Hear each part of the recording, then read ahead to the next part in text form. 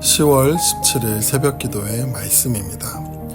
오늘 본문은 예레미야 애가 1장 1절부터 11절입니다.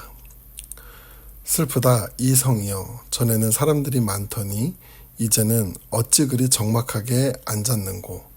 전에는 열국에 크던 자가 이제는 과부같이 되었고, 전에는 열방 중에 공주였던 자가 이제는 강제 노동을 하는 자가 되었도다.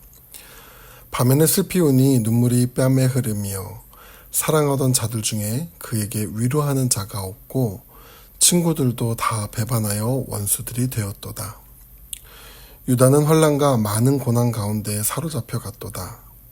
그가 열국 가운데에 거주하면서 쉴 곳을 얻지 못하며 그를 핍박하는 모든 자들이 궁지에서 그를 뒤따라 잡았도다. 시온의 도로들이 슬퍼하며 절기를 지키려 나아가는 사람이 없음이로다. 모든 성문들이 적막하며 제사장들이 탄식하며 처녀들이 근심하며 시온도 공고를 받았도다. 그의 대적들이 머리가 되고 그의 원수들이 형통함은 그의 죄가 많음으로 여호와께서 그를 곤고하게 하셨습니다. 어린 자녀들이 대적에게 사로잡혔도다. 딸 시온의 모든 영광이 떠나가며 그의 모든 지도자들은 꼴을 찾지 못한 사슴들처럼 뒤쫓는 자 앞에서 힘없이 달아났도다. 예루살렘이 환난과 유리하는 고통을 당하는 날에 옛날의 모든 즐거움을 기억하였으며 그의 백성이 대적의 손에 넘겨졌으나 그를 돕는 자가 없었고 대적들은 그의 멸망을 비웃는도다.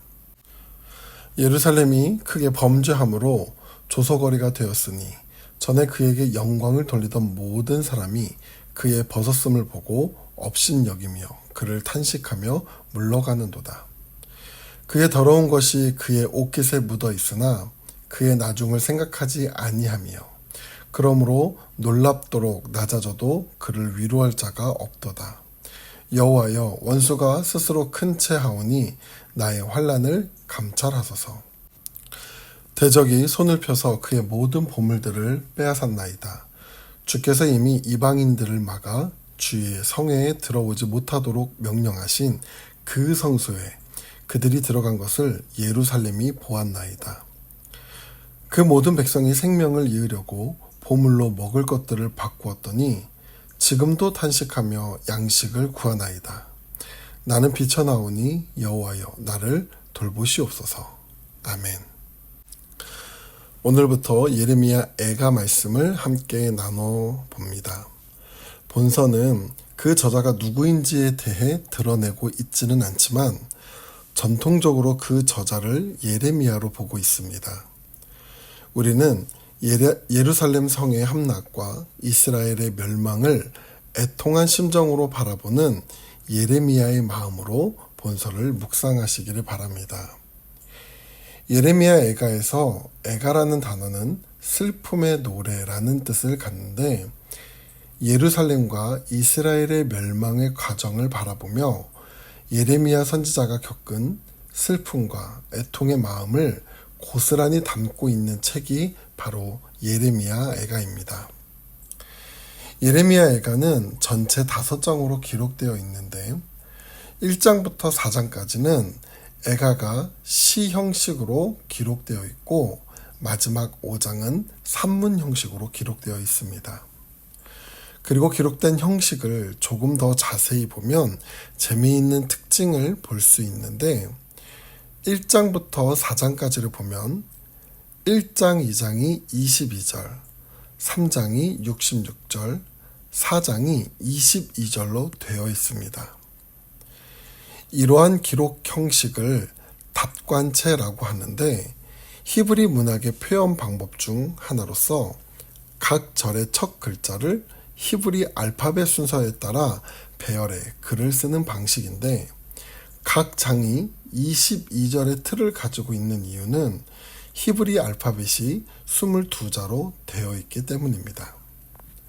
그럼 여기서 한 가지 의문이 생기는데 왜 저자는 눈앞에 예루살렘 성이 무너지고 이스라엘이 멸망해가는 모습을 보며 극심한 슬픔과 애통함 가운데 있었음에도 불구하고 왜 굳이 이러한 형식에 맞춰 예레미야 애가를 기록한 것일까요? 그것은 어떠한 분명한 의도와 목적을 가지고 본서를 기록한 것으로 볼 수 있는데, 그 이유를 간단히 얘기하면 예레미야 애가를 통해 예루살렘의 멸망을 유대인들에게 기억시키고 또 교육시키기 위함이었습니다.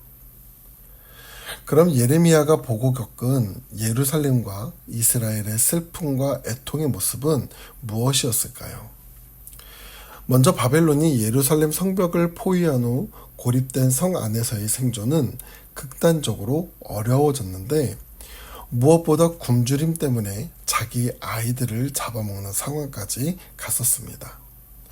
뿐만 아니라 성벽을 뚫렸을 때 시드기야 왕은 도망치려 했으나 포로로 잡혔고, 예루살렘은 성벽을 포함해 완전히 파괴되었습니다. 또한 예레미야 선지자 활동 40여 년의 시간 동안 강대국의 소용돌이 안에서 많은 왕들이 바뀌고 하나님 앞에 악한 길로 행하는 모습 가운데에 멸망의 길로 나아가는 이스라엘의 비참한 모습을 예레미야는 고스란히 겪은 것입니다. 예레미야는 단순히 역사적 상황 속에서 겪은 슬픔의 감정을 토로하며 본서를 적은 것이 아니라 이스라엘 민족에게 있어 하나님의 심판은 왜 일어났으며 그 심판의 목적이 무엇이었는지를 기억하고 가르치고 외우기 쉽게 하기 위해 이러한 형식을 사용한 것입니다.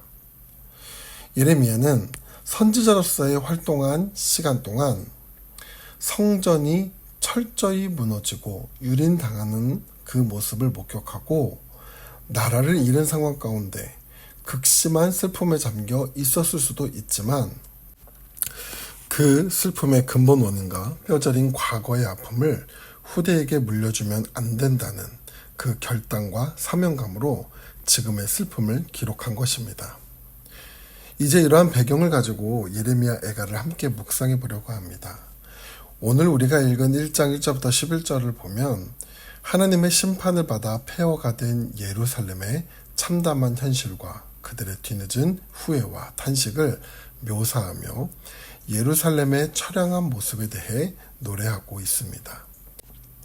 먼저 1장 1절부터 4절까지의 내용 가운데 1절을 보면은 전에는 또 이제는 이라는 이 문장이 3번이나 연속적으로 반복 사용되고 있는데, 이것은 저자가 단순히 지금 겪고 있는 현실의 슬픔만을 이야기하지 않고 과거의 영광스러운 삶까지도 함께 이야기하면서 우리가 과거에 누렸던 모든 순간순간들이 모두 다 하나님의 은혜였음을 기억하라는 겉면의 메시지도 포함하고 있는 것입니다. 그런데 과거에 그 영광스러운 삶을 누리는 가운데 하나님께 감사하지 못하고 주신 평안을 누리지 못하며 오히려 악한 길로 걸어가는 도구로 삼았으니 지금 이 슬픔을 마땅한 하나님의 심판이라는 사실을 가르쳐주고 있는 것입니다. 이어 2절 3절 말씀을 보면 저자는 슬픔 가운데 필요한 것이 무엇인지에 대해 말하는데, 그것은 위로하는 자, 친구들, 그리고 쉴 곳이라고 말합니다. 슬픔 가운데 필요한 것은 위로하며 나눌 친구이며, 힘들고 어려운 가운데 필요한 것은 바로 쉴 곳입니다. 예레미야가 말하는 이 위로자와 쉴 곳은 다름 아닌 하나님을 말하는 것인데, 그분만이 견딜 수 없는 그 슬픔 가운데 위로해 주시고 우리를 쉼의 자리로 인도하실 분이라는 것을 노래하고 있는 것입니다. 계속해서 5절부터 7절까지의 내용을 보면 대적에 대한 언급으로 시작해 대적으로 끝을 맺고 있는 것을 볼 수 있습니다.